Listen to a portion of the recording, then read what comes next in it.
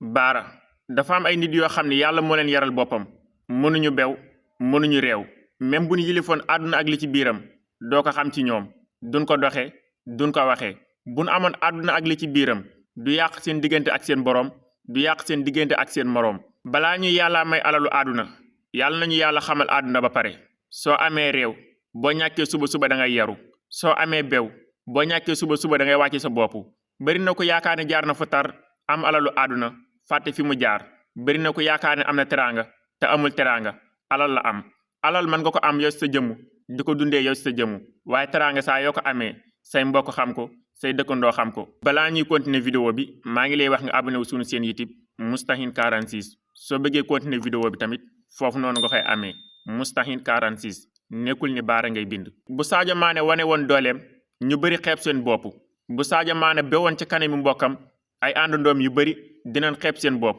Sadio Mané lan la desal sénégalais yi koy tiitaroo lan la desal Bambali ginnaaw bi mu leen defalee stade ginnaaw bu mu leen defalee école te nga xam ne ci wareefam la ko defee. Sadio Mané fierté la ci bépp sénégalais boo xam ne li ngay yëngu am nga ci gëm-gëm Sadio Mané sa idole la bépp sénégalais boo xam ne si ni jàpp nga ne am nga alal Sadio Mané sa idole la ci yar ci teggin ci suufeel sa bopp ñi ngi lay ñaanal mariage jàmm boo xam ne si nii dafay sax ngeen am ay njaboot yu barkeel ginnaaw bi nga tasee yaakaaru xale yu jigéen ñi bul fàtte abonné wu si compte bi.